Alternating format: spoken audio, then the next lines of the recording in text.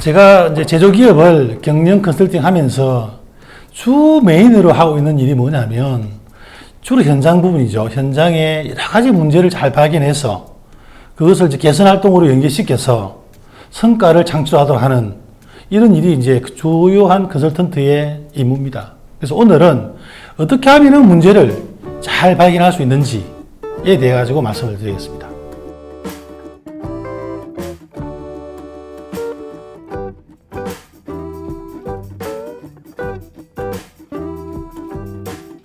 그래서 이제 BMS의 성공 요인에서도 제가 말씀을 드렸습니다만은 어떤 기업, 어떤 현장이라도 문제를 잘 발굴해서 그것을 체계적으로 시스템적으로 어떻게 개선 활동과 잘 연계시키도록 할 거냐, 그것을 이제 주간 개선 체계 구축이다 이렇게 이제 표현을 했습니다만, 많은 문제를 찾아내고 그것을 조직원들이 잘 참여해서 개선 활동으로 연계시켜서 성과를 내도록 하기 위해서는 제일 첫 번째로 우선 문제를 잘 발굴해내야 됩니다.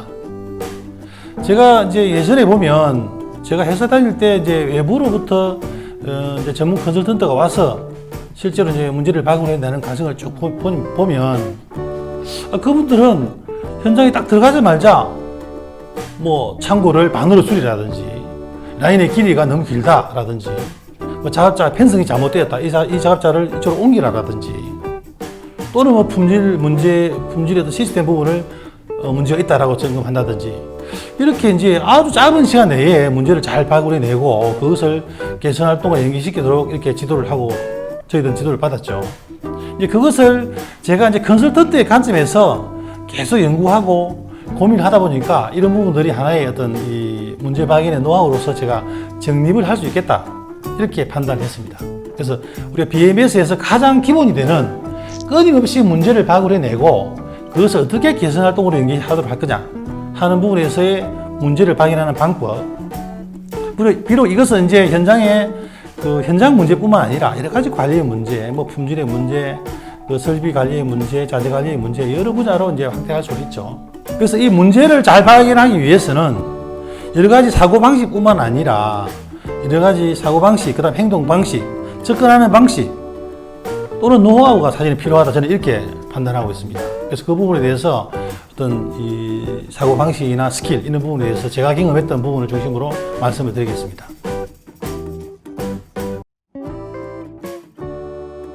그 장에 제가 이제 문제 발견의 노하우다 이렇게 말씀드렸는데요. 사실 이것은 어떤 전문가적인 책에 나오거나 학교에서 배울 수 있는 내용이거나 아니면 어떤 그 인터넷에서 발견할 수 있는 내용들이 아닙니다. 이것은 순수하게 정말 제가 20년 동안 컨설팅을 하면서 제가 문제를 발견하는 그런 어떤 노하우이기 때문에 저는 과감하게 문제 발견의 노하우다 이렇게 이름을 붙였습니다.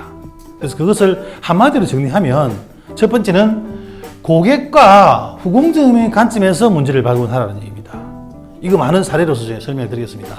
두 번째, 문제는 감추지 말고 노출을 하도록 하는 겁니다. 어떻게 문제를 감추지 말고 노출하도록 할 거냐, 그런 수단들은 뭐가 있느냐. 세 번째, 한계의 흐름을 실현하는 겁니다. 이게 이제 한꺼번에 많이 생산하는 로또의 생산의 개념하고 좀 배치되는 개념이죠. 이 세 가지의 관점에서 문제 발견의 노하우를 말씀을 드리겠습니다. 첫 번째 문제 발견의 노하우입니다. 후공정 우선, 고객 우선의 사고를 갖는 겁니다. 이게 문제 발견의 노하우 중에 가장 중요한 어떤 사고방식이다 이렇게 생각할 수 있습니다. 우리가 사회에서도 보면 뭐 식당이든 병원이든 어떤 이 서비스 업체든 모든 곳이 다 마찬가지죠. 얼마든지 응용이 가능한 분야입니다. 그래서 우리가 생산 이제 제조기업에서 보면 기존에 이제 그렇게 이제 개선 활동, 혁신 활동이 많이 하지 않은 그런 기업에 가보면 거의 대부분 생산 체계라든지 뭐 운반 체계, 정보 관리 체계 이런 부분들이 거의 전공정 중심으로 일어나고 있습니다. 사실은 고객이 우리한테 물건을 사는 고객이 언제 물건을 사가려고 하느냐, 얼마를 사가려고 하느냐 하는 그런 어떤 정보들이 후공정으로부터 나오죠. 이것이 전공정에 전달되어서 생산 지시를 내리기도 하고 필요한 제공을 운영하기도 하고 이렇게 돼야 되는데 생산 시스템 자체가 전공정 중심, 생산자 중심으로 되어 있다 보면 이 문제가 잘 발견되지 않습니다. 실제로 제가 이제 컨설팅을 처음 시작하는 딱 회사에 가보면 창고에 가면 완성품이 굉장히 많습니다. 이미 만들어놨는데 팔리지도 않은 장기 재고, 악성 재고도 많죠. 공정과 공정 사이에 제공품도 많습니다. 그러니까 리드 타임도 길죠. 또 부품 창고에 가면 부품들, 원재료도 굉장히 많습니다. 각자의 효율을 높이기 위해서 구매 부서에서는 부품이라든지 원재료를 많이 살려고 하고, 또 생산 부서에서는 생산성을 최대로 높이는 것이 중요하다라는 사고, 사실 생산성을 제대로 높이는 것도 중요합니다만 그걸 높여서 그걸 언제 팔 거냐, 후공중에서 언제 사가려고 하느냐, 이게 더 중요한 거거든요.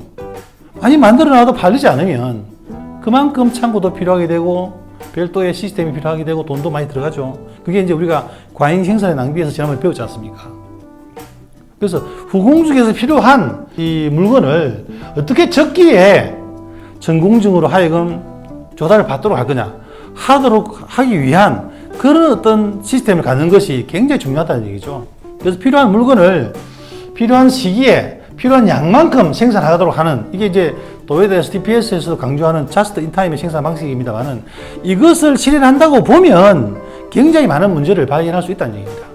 그리고 이제 문제를 발견할 때도 또 뭐 현장에 부서가 많죠. 생산 부서, 자재 부서, 뭐 품질 부서, 창고도 있고 많이 있습니다만은, 제 같은 경우에는 현장에 갈 때도 그냥 아무렇게 가는 것처럼 보입니다만 사실은 가는 순서가 정해져 있습니다.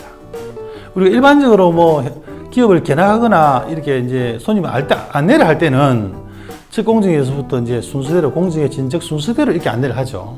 그런데 문제를 발견하고 개선한다는 입장에서는, 컨설턴트 입장에서는 사실은 가장 후공정인 이 출하 공정부터 먼저 갑니다.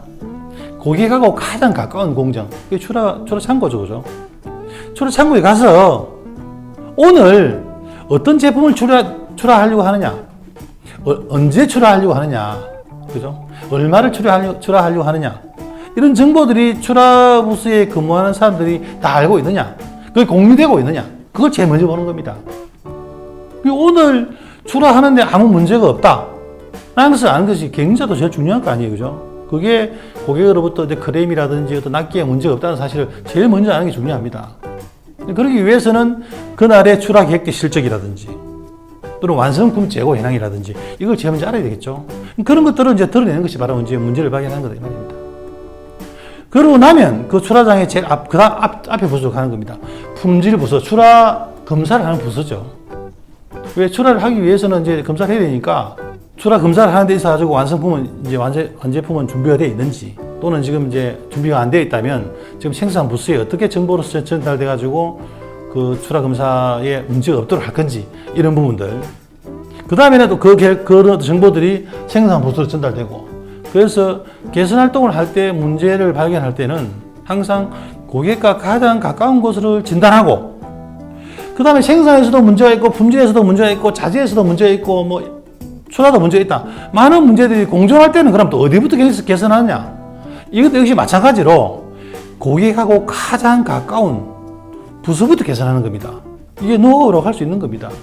그래서 생산의 문제를 발견할 때, 현장을 진단할 때, 이럴 때는 고객과 가장 가까운 것부터 문제를 발견하고 진단한다. 이렇게 이해를 하시면 되겠습니다. 그래서 이 부분을 정리를 하자면 고객 우선, 후공정 우선의 사고를 갖는 겁니다. 이와 관련해서 현장의 시스템을 변화시키는 과정, 그것이 바로 문제 발견과 개선의 과정이다, 이렇게 보면 되겠습니다. 예를 한번 몇 가지를 들어보겠습니다. 우리가 이제 선진기업이라든지 대기업에 가보면 이제 신입사원이 들어오면, 또는 이제 부서에 근무할 때 이제 로테이션 할 때도 마찬가지입니다. 뭐 사실 중요하지 않은 부서가 없죠. 설계 부서도 중요하죠. 품질 관련 부서도 근무하죠. 자재, 뭐 생산, 뭐 생산 기술, 영업, 뭐 어느 하나 이제 부서라는 것은 서로 견제와 효율을 향상하기 위해서 부서를 운영을 하는데, 이 부서를 배치하거나 실습을 하거나 할 때도 어떻게 하느냐? 항상 고객 부서부터 먼저 근무하게 하는 겁니다. 로테이션 할 때도 항상 고객의 소리를 듣고, 그죠? 영업의 입장에서 한번 서보고, 그 다음에 출하 부서에 근무를 하고, 그 다음에 출하 검사를 해보고, 그 다음에 생산을 하고, 그 앞에 뭐 자재를 조달하고, 이런 식으로 이제 부서 배치를 합니다. 그래서 이제 선진기업에 가면 신입사원을 바로 설계 부서라든지 디자인 부서에 배치하지 않습니다. 현장에서 실습 기간을 3개월 동안 한다든지, 많은 후공정의 어떤 이런 훈련을 거친 다음에 전공적으로 배치하는 겁니다. 그것도 이제 하나의 노하우 될 수 있는 겁니다.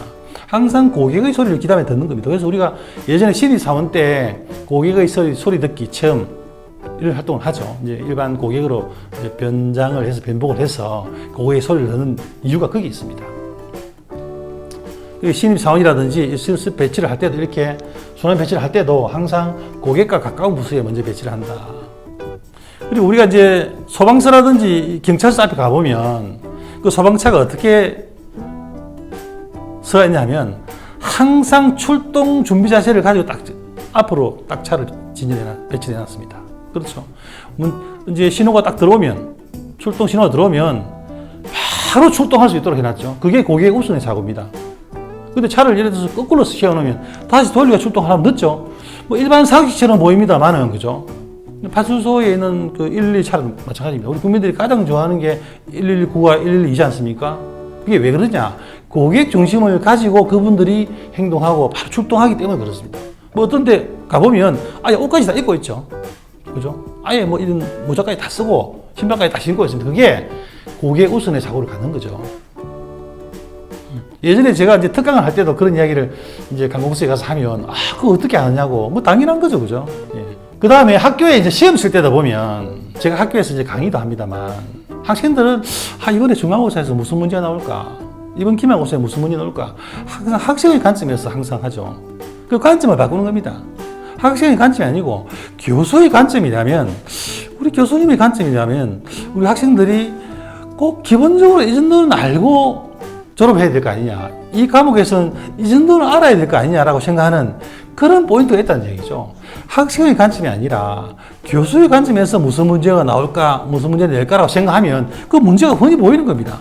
여러분 실제로 한번 테스트 한번 해보십시오. 그죠? 그런 관점. 이 고객의 관점이죠.